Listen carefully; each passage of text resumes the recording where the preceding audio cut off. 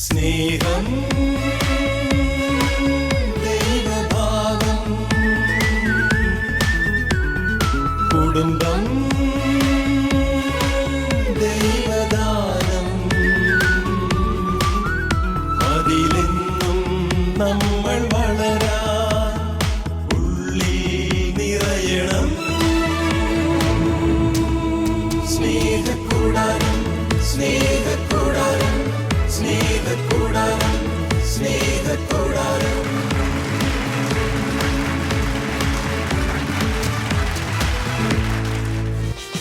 Reverend doctor Augustine Kalleli Belgium Leuven യൂണിവേഴ്സിറ്റിയിൽ നിന്ന് കുടുംബ ദൈവശാസ്ത്രത്തിൽ ഡോക്ടറേറ്റ് കരസ്ഥമാക്കി 11 വർഷക്കാലം എറണാകുളം അങ്കമാലി അതിരൂപത കുടുംബ പ്രേക്ഷിത കേന്ദ്ര ഡയറക്ടർ എന്ന നിലയിൽ വ്യത്യസ്ത കുടുംബ നവീകരണ പ്രസ്ഥാനങ്ങൾക്ക് രൂപം നൽകുകയും റീലൈറ്റ് യൂട്യൂബ് ചാനലിലൂടെ കുടുംബ ബന്ധങ്ങൾക്ക് വേണ്ട പരിശീലനം നൽകുകയും ചെയ്ത അച്ഛൻ ഇപ്പോൾ മംഗലപ്പുഴ സെമിനാരി അധ്യാപകനായി ശുശ്രൂഷ ചെയ്യുന്നു.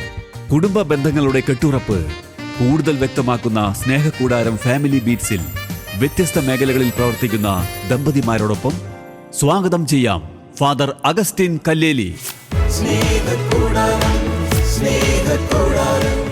സ്നേഹക്കൂടാരം ഫാമിലി ബീറ്റ്സിലേക്ക് എല്ലാ പ്രിയപ്പെട്ട പ്രേക്ഷകർക്കും ഒരിക്കൽ കൂടി ഹൃദ്യമായ സ്വാഗതം.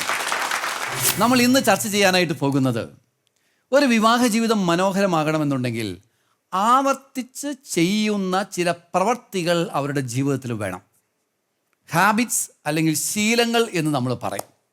ഇന്ന് നമ്മുടെ കൂടെയുള്ള ദമ്പതികളിൽ നിന്ന് ഒരു വിജയകരമായ വിവാഹ ജീവിതത്തിന് വേണ്ട ശീലങ്ങളെ നമ്മൾ മനസ്സിലാക്കാനായിട്ട് പോവുകയാണ്. നിങ്ങൾക്ക് പ്രത്യേകമായി സ്വാഗതം. നമ്മുടെ ദമ്പതികളെ നമുക്കൊന്ന് പരിചയപ്പെടാം. പേര് ഡിജോ സെബാസ്റ്റ്യൻ. ഡിജോ സെബാസ്റ്റ്യൻ ആൻഡ് റിക്സി ഡിജോ. റിക്സി വിവാഹിതരായിട്ട് എത്ര വർഷമായി? 15 വർഷം. 15 വർഷമായിട്ട് സ്നേഹത്തിൽ മുന്നേറുകയാണല്ലേ? അതെ. നല്ല ജീവിതമല്ലേ? അത് നന്നായി പോകും. നിങ്ങൾ കണ്ടാൽ തന്നെ തോന്നാം നല്ല സന്തോഷമായിട്ട് ഇരിക്കുന്നത്. നിങ്ങൾക്ക് രണ്ടുപേർക്കും നമ്മുടെ ഈ ഷോയിലേക്ക് ഏറ്റവും സ്നേഹപൂർവ്വം സ്വാഗതം. നിങ്ങളുടെ പേരോ? എൻ്റെ പേര് അനി ജോസഫ്. അനി ജോസഫ് ആൻഡ് മഞ്ജു. മഞ്ജു. ഓക്കെ, ഈ ബന്ധം എത്ര വർഷമായി? 22 വർഷം. 22 വർഷം. കുറേ നല്ല ശീലങ്ങൾ വളർത്തിയെടുത്തിട്ടില്ലേ? നമുക്ക് പങ്കുവയ്ക്കണം കേട്ടോ. നിങ്ങൾക്ക് രണ്ടുപേർക്ക് നമ്മുടെ ഈ ഷോയിലേക്ക് സ്വാഗതം. വർഗീസ് തണൽ. വർഗീസ് തണൽ. Okay, and Varghese and Shiny Varghese. Shiny Varghese. Okay, എത്ര വർഷമായി ഈ ബന്ധം? 26 വർഷം. 26 വർഷം. നല്ല ശീലങ്ങൾ ഞങ്ങളോട് പറയാനില്ലേ? ഉണ്ട്. ഉണ്ടല്ലോ. നിങ്ങൾക്ക് ഹൃദ്യമായ സ്വാഗതം. യെസ്, നിങ്ങൾ? അപ്രേം കല്ലേലി. അപ്രേം ആൻഡ് ഷൈനി. ഷൈനി. ഓക്കെ, രണ്ടുപേരോട് വളരെ സന്തോഷമായിട്ട് എത്ര വർഷമായി? 30 വർഷം. 30 വർഷം. നല്ല കാര്യങ്ങൾ ഞങ്ങളോട് പങ്കുവയ്ക്കാനുണ്ടാവുന്ന ഉറപ്പാണ്. നിങ്ങൾക്ക് രണ്ടുപേർക്ക് നമ്മുടെ ഷോയിലേക്ക് സ്വാഗതം. പ്രിയമുള്ളവരെ, വിവാഹ ജീവിതം വിജയിക്കുന്ന ഒത്തിരിയേറെ ദമ്പതികളുണ്ട്. ചിലപ്പോൾ പരാജയപ്പെട്ടു പോകുന്നവരുമുണ്ട്. വിജയിക്കുന്നവരുടെ എല്ലാം കഥകൾ പറയുന്നത് അവരുടെ വിവാഹ ബന്ധത്തിൽ ഒന്നുകിൽ തുടക്കത്തിലോ അല്ലെങ്കിൽ പിന്നീടോ നല്ല നല്ല ശീലങ്ങൾ വളർത്തിയെടുത്തു എന്നാണ്. ആ ശീലങ്ങൾ മനസ്സിലാക്കിയാൽ നമുക്കും ഒരു പക്ഷേ ജീവിതത്തിൽ വിജയിക്കാനായിട്ട് സാധിക്കും. നമുക്ക് ആരംഭിക്കാം. എന്ത് തോന്നുന്നു നിങ്ങളുടെ ജീവിതത്തിൽ? ഒരു പക്ഷേ നമുക്ക് വർഗീസനോടും നമ്മുടെ ഷൈനിയോട് ആദ്യമേ തന്നെ ചോദിക്കാം. വിവാഹം കഴിഞ്ഞിട്ട് 26 വർഷമല്ലേ? ഈ 26 വർഷത്തിൽ ഏറ്റവും നല്ല വർഷം ഏതായിരുന്നു? അങ്ങനെ ഒരു വർഷം എടുത്തു പറയാൻ പറ്റില്ല. എല്ലാ വർഷവും ഒരുപോലെ? എല്ലാ വർഷവും ഒരുപോലെ തന്നെ പോകുന്നത്. ഒരുപോലെയാണ്. എല്ലാ വർഷവും ഒരുപോലെയാണ്. തീർച്ചയായിട്ടും. നിങ്ങൾക്ക് ഭാര്യയ്ക്കും അത് ആ ഫീൽ തന്നെയാണോ? അതെ. അതെയോ? അങ്ങനെ തന്നെയാണ്. അല്ല, കല്യാണം കഴിഞ്ഞ ശേഷം അല്പം കൂടി അടുത്തിട്ടില്ലേ? പ്രത്യേകിച്ച് ഒരു വർഷം എടുത്തു. അല്ല, പ്രത്യേകിച്ചില്ല. പക്ഷേ നിങ്ങൾ കല്യാണം കഴിച്ച ശേഷം കുറച്ചുകൂടി അടുത്തിട്ടില്ലേ? തീർച്ചയായിട്ടും അടുപ്പം കൂടിയിട്ടേ ഉള്ളൂ. അപ്പൊ കൂടി കൂടി വരല്ലേ? അപ്പൊ ഏത് വർഷം ഏറ്റവും നല്ല വർഷം? അപ്പൊ ഈ വർഷം. ഈ വർഷം. അതല്ലേ ശരി അല്ലേ? നിങ്ങൾക്ക് എല്ലാവർക്കും ആ അനുഭവം അല്ലേ? ഡിജോയ്ക്ക് വ്യത്യസ്ത അഭിപ്രായം തോന്നുന്നു. ആദ്യത്തെ വർഷമായിരുന്നു ഏറ്റവും നല്ല വർഷം? തീർച്ചയായിട്ടും അല്ല. അല്ല അല്ല അതാണ് അടിയായിരുന്നല്ലേ? തീർച്ചയായിട്ടും ആദ്യത്തെ ഒരു 3 വർഷം ഒരു നല്ല അടിയായിരുന്നു. നല്ല അടിയായിരുന്നു. ഓക്കെ, അതിനുശേഷം നമ്മൾ വളർന്ന് വരികയാണ്. മാറ്റങ്ങൾ. ഈ വർഷമാണ് ഏറ്റവും നല്ല വർഷം. ഞങ്ങളുടെ ഒരു ശീലം. അല്ല, ശീലല്ലേ, ഇപ്പൊ ഏറ്റവും നല്ല വർഷം ഏതാണ് നമ്മൾ ആദ്യം കണ്ടുപിടിക്കുന്നത്? എന്റെ മനസ്സിലേക്ക് പെട്ടെന്ന് വന്നത് 2019 ആണ്. 19. അതെന്താണ്? കാരണം ഞങ്ങളുടെ 10ാമത്തെ വെഡിങ് ആനിവേഴ്സറി പ്രമാണിച്ച് ഞങ്ങളൊരു 4 days ഞാൻ റിക്സിയും മക്കളും മാത്രമായിട്ട് ഒരു ഇന്റർനാഷണൽ ട്രിപ്പ് പോയി. ഓക്കെ, 2019. Okay, good. അത് നല്ലൊരു ഓർമ്മയിൽ സൂക്ഷിക്കുന്ന ഒരു കാലമാണ് അല്ലേ? വളരെ നല്ല എനർജറ്റിക് ആയിട്ട് ഇപ്പോഴും ഓർമ്മയിലുണ്ട്. പക്ഷേ 2019 ഈ വർഷം കുറച്ചുകൂടി നല്ല ബന്ധമല്ലേ? കൂടുതലും അതിലുണ്ട്. അതന്നെ. അപ്പൊ ഈ വർഷമാണ് നിങ്ങളുടെ അഭിപ്രായത്തിലോ ഏത് വർഷം ഏറ്റവും നല്ല വർഷം ഈ 22 വർഷത്തില്? തീർച്ചയായിട്ടും ഈ വർഷം ഈ വർഷം തന്നെയാണ്. നമ്മൾ വളർന്നുകൊണ്ടിരിക്കുകയാണല്ലോ അല്ലേ? നിങ്ങൾക്കോ 30 വർഷമായില്ലേ? 30ാമത്തെ വർഷമാണ്. അല്ലെ, ആദ്യത്തെ വർഷം ഇതിനേക്കാൾ മോശമായിരുന്നോ? വളരെ മോശമാണെന്ന് പറയാൻ പറ്റില്ല. ആ, ഈ പറഞ്ഞ ഒരു ആദ്യത്തെ ദുർഘടമായിട്ടുള്ള കുറെ കാര്യങ്ങളൊക്കെ ഞങ്ങൾ ആദ്യത്തെ ദുർഘടങ്ങൾ കുറച്ച് ഉണ്ടായിരുന്നു അല്ലേ? Yes yes. എല്ലാ വിവാഹിതർക്കും പറയാൻ ഇങ്ങനെയൊക്കെ തന്നെ കുറെ കഥകളുണ്ടാകും അല്ലേ? നമ്മൾ കല്യാണം കഴിഞ്ഞ് ഉടനെ അങ്ങോട്ട് സെറ്റായവരൊക്കെ വളരെ ചുരുക്കമുള്ളൂ.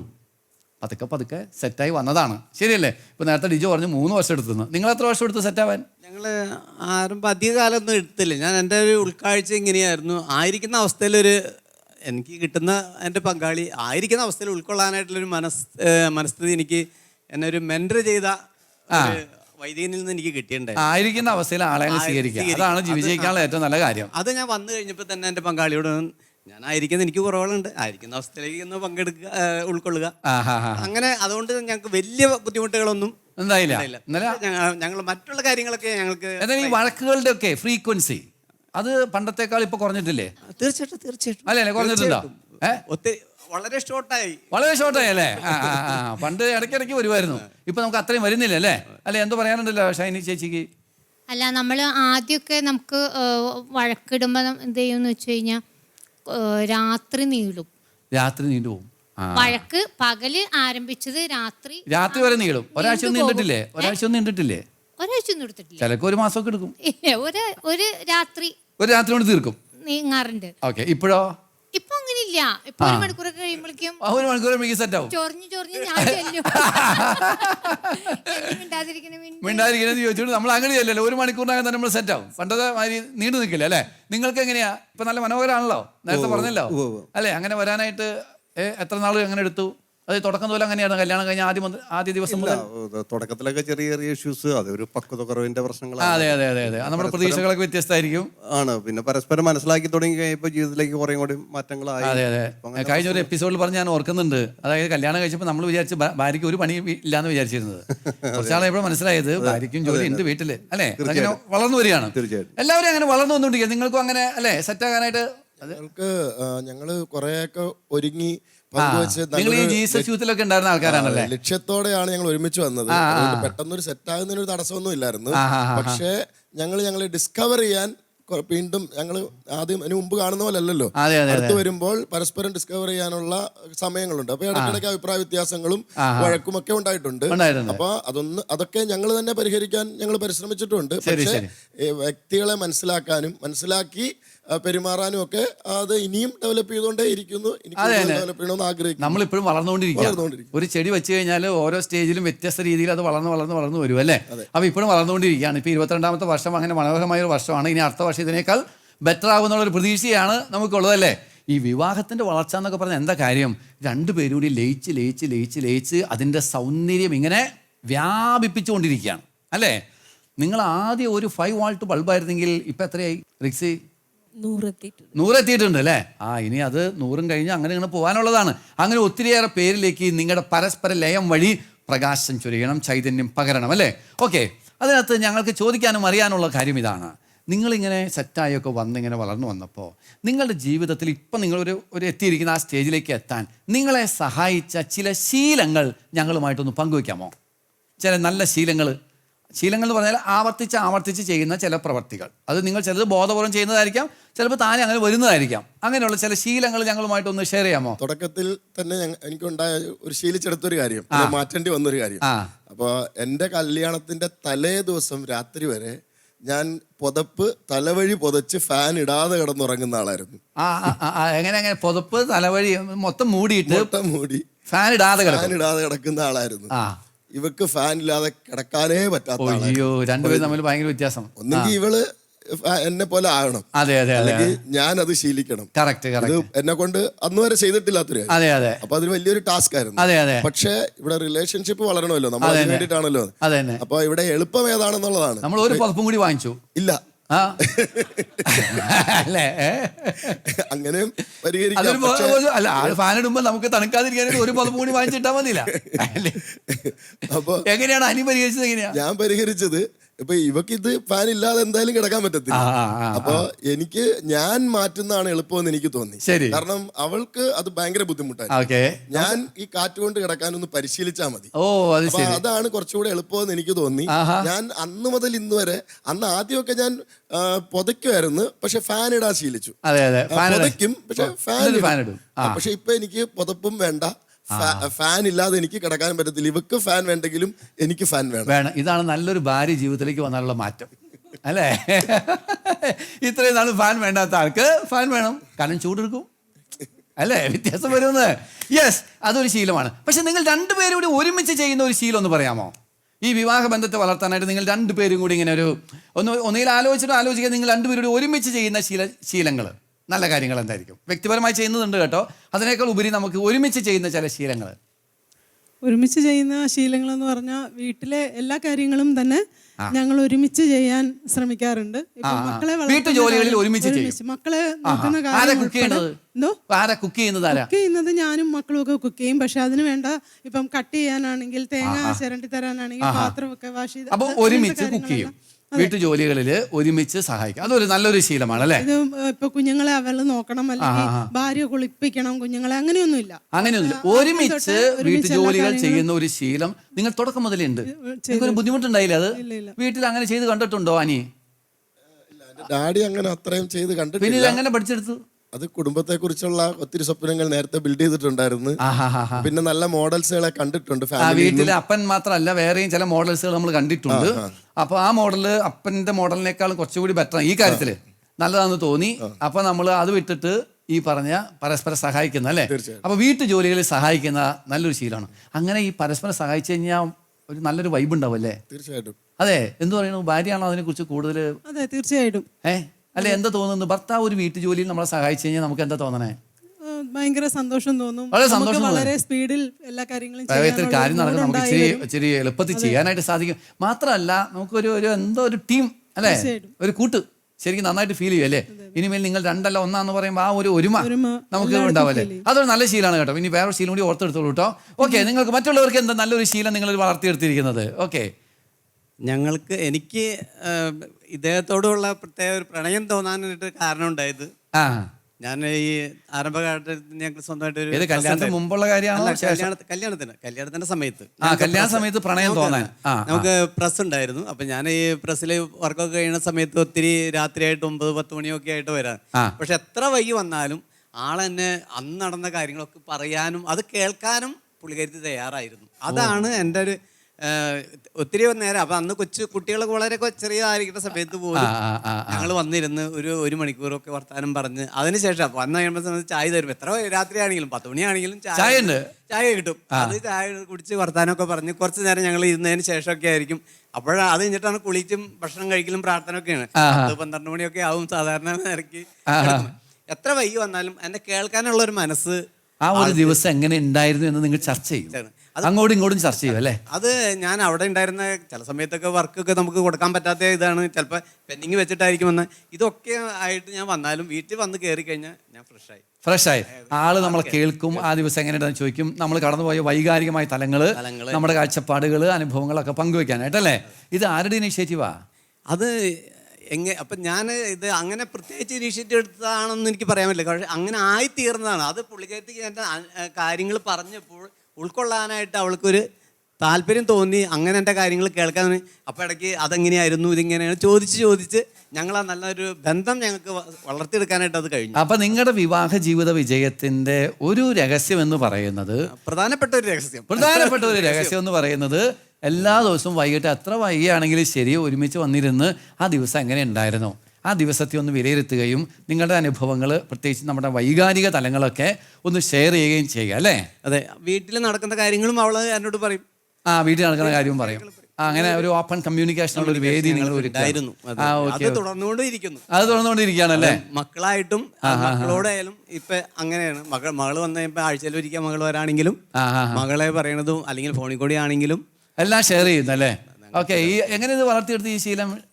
അതായത് ആൾക്ക് വന്നു കഴിയുമ്പോൾ കേൾക്കണം, അല്ലെങ്കിൽ അത് താല്പര്യമാണെന്ന് ഞാൻ മനസ്സിലാക്കി. എല്ലാ കാര്യങ്ങളും ഓപ്പൺ ആയിട്ട് ഷെയർ ചെയ്യും. ആ ഷെയർ ചെയ്യണത് കേൾക്കണതാണ് എനിക്ക് സന്തോഷം എന്നുള്ളത് ഞാൻ മനസ്സിലാക്കി എടുത്തു. അങ്ങനെയാണ് എത്ര വൈകിയായാലും 12 മണിയായാലും ഞാൻ വെയിറ്റ് ചെയ്യും, ചായ ഉണ്ടാക്കും. വെയിറ്റ് ചെയ്ത് അപ്പൊ ആൾക്ക് എങ്ങനെയാന്ന് വെച്ചാൽ ഊണ് കഴിഞ്ഞാൽ പിന്നെ ഉറക്കം പെട്ടെന്ന് വരും. അതുകൊണ്ട് ഊണ് വയ്യേ കൊടുക്കുള്ളൂ നമ്മള്. അല്ല, അപ്പൊ ആളത് പറയും എന്നോട്, വിശേഷങ്ങളൊക്കെ പറഞ്ഞു കഴിഞ്ഞിട്ട് ഞാൻ കുടിക്കാം, ഭക്ഷണം കഴിക്കാം, കാര്യങ്ങളൊക്കെ ചെയ്യും. അപ്പൊ ആ ഒരു ശീലം ഞാൻ ആദ്യം മുതലേ ഇങ്ങനെ ആള് പിന്നെ അത് കഴിഞ്ഞിട്ട് കുറച്ചാൾ പുറത്തായിരുന്നു. ഈ പുറത്തായിരുന്നപ്പോ പോലും കോഴിക്കോട് എല്ലാം ഷെയർ ചെയ്യും. ആൾക്കാരുടെ കമ്പനിയിലുണ്ടായ കാര്യം, മക്കളുടെ കാര്യങ്ങൾ എല്ലാം ഷെയർ ചെയ്യും. അത് പിള്ളേരും പറയും, നമ്മൾക്കൊരു കാര്യം അങ്ങനെയല്ല മമ്മി ഞങ്ങൾ ഇങ്ങനെ ചെയ്തോട്ടെ എന്ന് ചോദിച്ചാ ഞാൻ പറയും പപ്പോട് ചോദിക്കുക. അപ്പൊ അവര് തിരിച്ചെന്നോട് പറയും പപ്പോട് ചോദിച്ചിട്ട് കാര്യമില്ല, നിങ്ങൾ ഒരേ ഉത്തരായിരിക്കും നിങ്ങൾക്ക്. അത് ശരി, നല്ല ഒരുമ, നിങ്ങൾ നല്ല കമ്മ്യൂണിക്കേഷൻ ഉള്ളത് മക്കൾക്ക് മനസ്സിലായിട്ടുണ്ടല്ലേ? ഉത്തരായിരിക്കും. അതുകൊണ്ട് അപ്പനോടും അമ്മോടും തിരിച്ചു ചോദിക്കേണ്ട കാര്യമില്ല, ഒറ്റ ഇതായിരിക്കും. മോളിപ്പോ കഴിഞ്ഞ ദിവസം പറഞ്ഞു, നിങ്ങൾ ഇങ്ങനെ പരസ്പരം സംസാരിക്കുകയും കേൾക്കുകയും ഇതൊക്കെ ചെയ്യണ കണ്ടപ്പോ എനിക്കും അതുകൊണ്ടാണ് ഞാൻ വരുമ്പോ പെട്ടെന്ന് എല്ലാ വിശേഷങ്ങളും നിങ്ങളോട്. അത് നല്ലൊരു കാര്യമാണ്, മക്കൾക്ക് നല്ലൊരു മാതൃകയാണത്. അല്ല ഞാൻ ചോദിക്കട്ടെ ഷൈൻ ചേച്ചി, ഈ നമ്മൾ രാവിലെ ഒടുങ്ങി വീട്ടിൽ ജോലി ചെയ്യാല്ലേ, പിന്നെ ഈ മനുഷ്യൻ വന്നിരുന്ന് 1/2 മണിക്കൂർ 3/4 മണിക്കൂർ വർത്താനം പറയുമ്പോൾ നമുക്കൊരു കിടന്നുറങ്ങണ്ടേ? ഇല്ല, അങ്ങനെയില്ല, അങ്ങനെ വരില്ല. അങ്ങനെയില്ല. അത് ശരി, കേൾക്കാൻ എനിക്കും ഞാനും തയ്യാറാണ്. അതെ അതെ. നിങ്ങൾ ഇങ്ങനെ സംസാരിക്കുമ്പോൾ വഴക്കൂടോ? സംസാരിക്കുന്ന സമയത്ത് വഴക്കില്ല, അത് കഴിഞ്ഞിട്ട് വഴക്കൂടും. അങ്ങനെയല്ല. അപ്പൊ എന്തെങ്കിലും കാര്യം ഇഷ്യൂ ഇങ്ങനെ ചിലപ്പോ പെട്ടെന്ന് ദേഷ്യപ്പെടാം എന്തെങ്കിലും പറയുമ്പോ അങ്ങനെയൊക്കെ ഉള്ള ഒരു വിഷയങ്ങൾ വരുമ്പോഴാണ് ഇത് വരുന്നത്. അങ്ങനെ വിശേഷങ്ങൾ പങ്കുവെക്കുന്ന സമയത്ത് നിങ്ങൾ രണ്ടുപേരും നന്നായിട്ട് കേൾവിക്കാരാണ് അല്ലേ? നല്ല കാര്യം. ഓക്കെ, ഗുഡ്, നല്ല ശീലമാണത്. ഓക്കെ, നന്നായി. നിങ്ങളുടെ ജീവിതത്തിൽ അങ്ങനെ ഒന്ന് നമുക്ക് ഒരു ജീവിതത്തിന്റെ വിജയത്തിന്റെ രഹസ്യം എന്ന് പറയാൻ കഴിയുന്ന ഒരു പ്രത്യേക ശീലം? ഇപ്പൊ ഇവിടെ പറഞ്ഞതുപോലെ തന്നെയാണ് ഞങ്ങളുടെ ശീലം. അതായത് സംസാരിച്ചിരിക്കും, ഒരുപാട് നേരം സംസാരിച്ചിരിക്കാറുണ്ട്. അത് ഒരു മനഃപൂർവ്വം വന്നതല്ല, പറഞ്ഞ പോലെ താനേ വന്നതാണ്. പുള്ളിക്ക് ഈ പറഞ്ഞോണം ഊണൊക്കെ കഴിഞ്ഞ് ഞങ്ങളൊരു 7:30 പ്രാർത്ഥന എത്തിക്കും, 8 മണിക്ക് ഊണ് കഴിക്കും, 8:30 ആകുമ്പോഴത്തേക്കും എല്ലാം അടച്ച് ഫ്രണ്ടിൽ വരും. അപ്പൊ ഞാനും അവിടെ പുള്ളി അവിടെ ഇരിക്കായിരിക്കും. അപ്പൊ എനിക്കറിയാം ഇനി ഇവിടെ അകത്ത് നിന്നിട്ട് കാര്യമില്ല, അങ്ങോട്ട് ചെല്ലണം. അപ്പൊ അവിടെ ചെന്നിരുന്നിട്ട് ഞങ്ങൾ സംസാരിക്കും. ചിലപ്പോഴൊക്കെ ഞങ്ങളുടെ സംസാരം 12 മണി 1 മണി വരെയൊക്കെ നീണ്ടുപോകും. സ്വർഗം നരകം വരെ ഞങ്ങളുടെ ചർച്ചയിൽ വരും. അതുപോലെ ഇപ്പൊ ഈ 50 നോൻപൊക്കെ ആയി കഴിയുമ്പോ എനിക്ക് പാന വായിക്കണത് വലിയ ഇഷ്ടമാണ്. അപ്പൊ ഞാൻ പറയും എനിക്ക് പാന വായിക്കണത് ഇഷ്ടമാണ്, അപ്പൊ വായിച്ച കൊള്ളാന്നുണ്ടെന്ന് പറയുമ്പോ പറയും അതിനെന്താ നീ ഇവിടെ വന്നിരുന്നിട്ട് വായിച്ചോ, പാന വായിച്ചോ, 1/2 മണിക്കൂർ വായിച്ചോ, അത് കഴിഞ്ഞിട്ട് വർത്താനം പറഞ്ഞാന്ന് പറയും. അപ്പൊ ഞാൻ പാന വായിക്കും, പുള്ളി കേൾക്കും, അങ്ങനെ വർത്താനം പറയും. അപ്പൊ നിങ്ങൾ രണ്ടുപേരുടെ ഒരു ടീമായിട്ട് അവിടെ ഇരുന്ന് ഇങ്ങനെ വർത്താനം പറയും. അപ്പൊ അതുപോലെ ഇപ്പൊ ഇവര് പറഞ്ഞ പോലെ തന്നെ പിള്ളേര് ഇപ്പൊ ഞങ്ങൾ ഈ സംസാരിക്കണതൊക്കെ കേട്ടേക്കണത് കൊണ്ട് അവർക്കറിയാം ഞങ്ങളുടെ ഒരഭിപ്രായമായിരിക്കും. അപ്പൊ എന്ത് കാര്യം ചോദിക്കണമെങ്കിലും ഇപ്പൊ എന്റെ അടുത്തോ അല്ലെങ്കിൽ ചേട്ടൻ്റെ അടുത്ത് ആരുടെങ്കിലും ഒരാളുടെ അടുത്ത് ചോദിക്കോളൂ, മറ്റേ അടുത്ത് എത്തിക്കോളൂ എന്ന് അവർക്കറിയാം. അതുകൊണ്ട് അപ്പൊ ഈ മോള് കാനഡയിലുണ്ട്. അപ്പൊ അവള് ഇപ്പൊ വിളിക്കുമ്പോ സ്ഥിരം എന്റെ ഫോണിലേക്ക് വിളിച്ചപ്പോ ചേട്ടൻ പറഞ്ഞു നിന്റെ ഫോൺ മാത്രം ഇവിടെ ഉള്ളൂ എന്ന് പറഞ്ഞല്ലോ, എന്നെ വിളിക്കണില്ല. അപ്പൊ ഒരു ദിവസം ഞാൻ അവളോട് പറഞ്ഞു അപ്പ ഇങ്ങനെ പറഞ്ഞു എന്ന് പറഞ്ഞു. അപ്പയുടെ ഫോണിലേക്ക് വിളിക്കണത് അമ്മയുടെ ഫോണിലേക്ക് വിളിക്കുന്നത് ശരി തന്നെയാണ്, അമ്മ അത് പകർത്തു എന്നറിയാം, പിന്നെ എന്തിനാ ഞാൻ തിരിച്ചങ്ങനെ വിളിക്കണേന്ന് ചോദിക്കാണ്. അതേപോലെ ഞായറാഴ്ച ദിവസങ്ങളിൽ ഫുള്ള് അടുക്കളയിലെ പണി പുള്ളിയാണ് ഏറ്റെടുക്കണേ. അത് അണ്ടർസ്റ്റാൻഡിങ് എന്ന് പറഞ്ഞാൽ ഞാൻ കാറ്റഗിസം പഠിപ്പിക്കാൻ പോണ്ടായിരുന്നു. അപ്പൊ തുടങ്ങി പുള്ളി ചെയ്യും. പിന്നെ ഇപ്പൊ ഞാൻ ഈ വർഷം എനിക്ക് സൗണ്ട് അങ്ങോട്ട് പറ്റാത്തതുകൊണ്ട് പോണില്ല.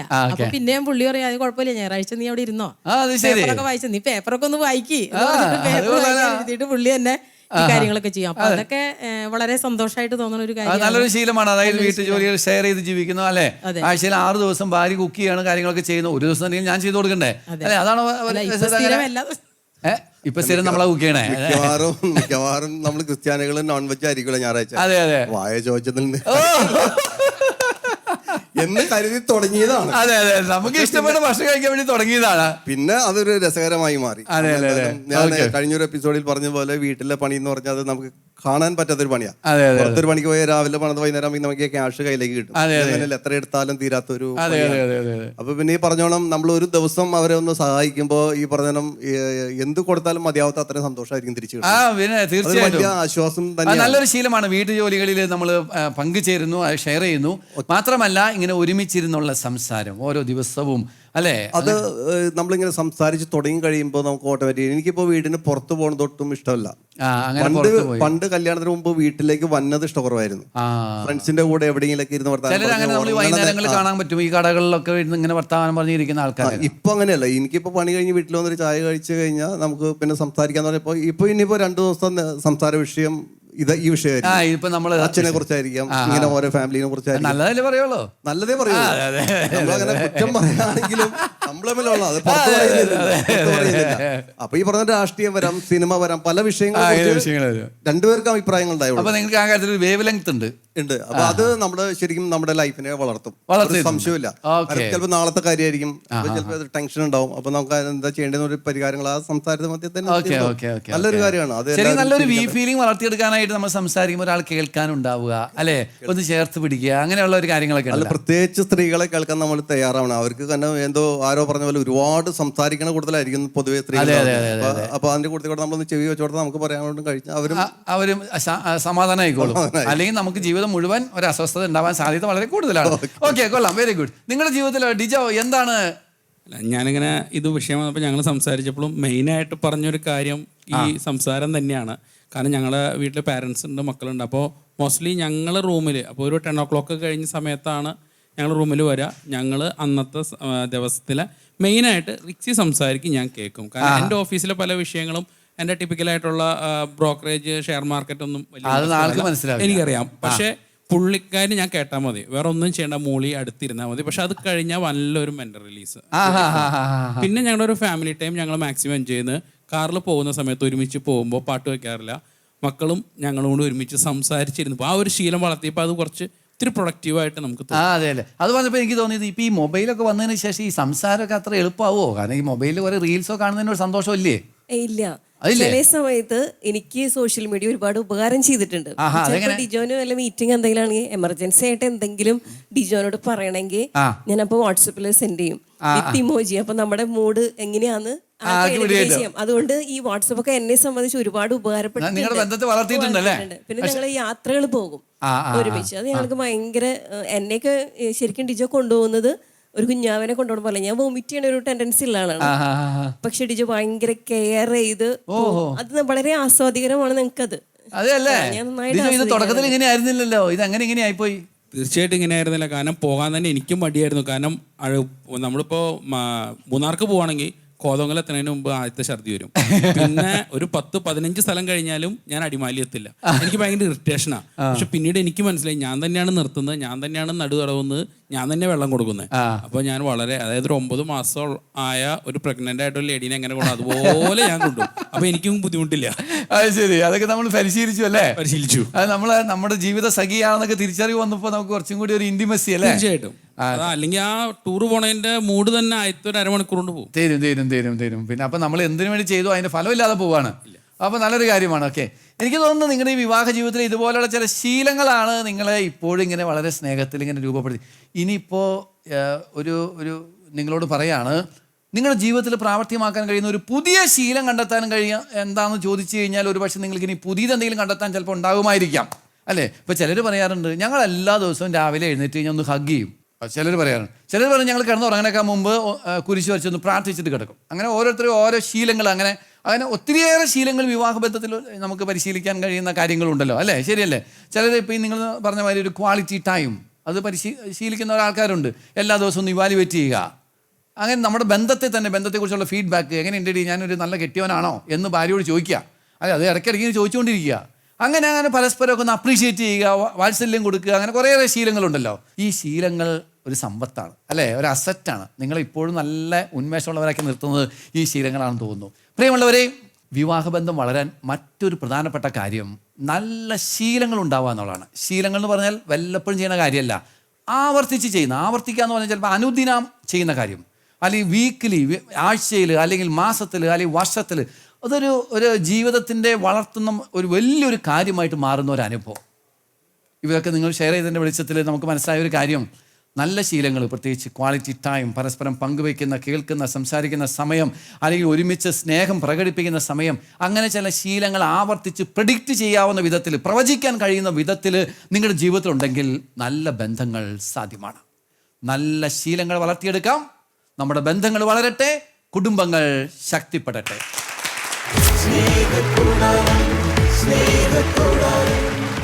അങ്ങനെ എല്ലാവർക്കും ഒരേപോലെ കഴിവുണ്ടാവണമെന്നില്ലല്ലോ. അല്ലാതെ ഒരു പുരുഷൻ എന്ന നിലയിൽ ഒരു സ്ത്രീയേക്കാൾ കഴിവ് വേണ്ടേ ഒരു പബ്ലിക് സ്പീക്കിങ്ങിന്? അല്ല, അത് വേണ്ടേ? അങ്ങനെ അതുപോലും ഇല്ലാത്ത ഒരാളാണ് ഭർത്താവ് എന്ന് പറയുമ്പോൾ നമുക്കൊരു ഇല്ല, നമ്മൾക്കും കുറവുണ്ട്, ആൾക്കും കുറവുള്ളതുകൊണ്ട് കുഴപ്പമില്ല. ചെറിയ ചെറിയ മിസ്റ്റേക്ക് വരുമ്പോൾ ഞാൻ ചിലപ്പോൾ എല്ലാവരും മുമ്പിലിട്ട് ചീത്ത പറയും. കാരണം ഇതിന് പോരുമ്പോൾ വരെ റിക്സിനോട് പറഞ്ഞു എനിക്ക് ആകെ ടെൻഷൻ, അവിടെ വെച്ച് എന്നെ ചീത്ത പറയുമെന്ന്. പക്ഷേ ഈ ഒരു കാര്യം വന്നപ്പോൾ തമ്പുരാന്റെ കൃപയായിരിക്കും എന്തോ അങ്ങനെ പെരുമാറാൻ. കാരണം പ്രാക്ടിക്കലായിട്ട് ഞാൻ അവിടെ ചെന്ന് ചീത്ത പറഞ്ഞു കഴിഞ്ഞാലും പ്രത്യേകിച്ച് ഒന്നും സംഭവിക്കാൻ പോലുള്ള. പക്ഷെ അന്ന് രാത്രി അവള് പറഞ്ഞു അത് ഒത്തിരി ഞങ്ങൾ തമ്മിൽ ഭയങ്കര ഒരു ബോണ്ടിങ് വന്നു. കുടുംബജീവിതത്തിൽ പലരും ചെയ്യാത്തതും സംഭവിക്കാത്തൊരു കാര്യമാണ്. വേറെ ആരോടെങ്കിലും പറയുന്ന പോലല്ല, പങ്കാളിയോട് പറഞ്ഞാലേ അതിന് പരിഹാരം ഉണ്ടാകത്തുള്ളൂ, അല്ലെങ്കിൽ ആ ബന്ധം വളരത്തുള്ളൂ, അവിടെ കൃപ കിട്ടും നമുക്ക്. അത് അങ്ങനെ ഒരു 100% എല്ലാ സാഹചര്യങ്ങളിലും പറ്റിയിട്ടില്ലെങ്കിലും അറിവ് നമ്മളെ ഒത്തിരി സഹായിച്ചിട്ടുണ്ട്. അതുപോലെ പുള്ളിക്ക് ഈ തലയിൽ മുടിയില്ലാത്തൊരു വലിയ പ്രശ്നമായിട്ട് പുള്ളിക്ക് തോന്നിയിട്ടുണ്ട്. പുള്ളി അപ്പൊ എപ്പോഴും എന്നോട് പറയും മുടി ഇച്ചിരി വേണം, കാരണം ഈ ഷോർട്ട് ഫിലിമും നാടകമൊക്കെ ചെയ്യണായിരുന്നു. അപ്പൊ ഞാൻ പറഞ്ഞു ചേട്ടനത് അറിയാൻ കൊള്ളാഞ്ഞിട്ടാണ്, ഈ പെട്ടത്തല കണ്ടിട്ടാണ് എനിക്ക് ഏറ്റവും കൂടുതൽ ഇഷ്ടമായത്. അതുകൊണ്ട് ശരി.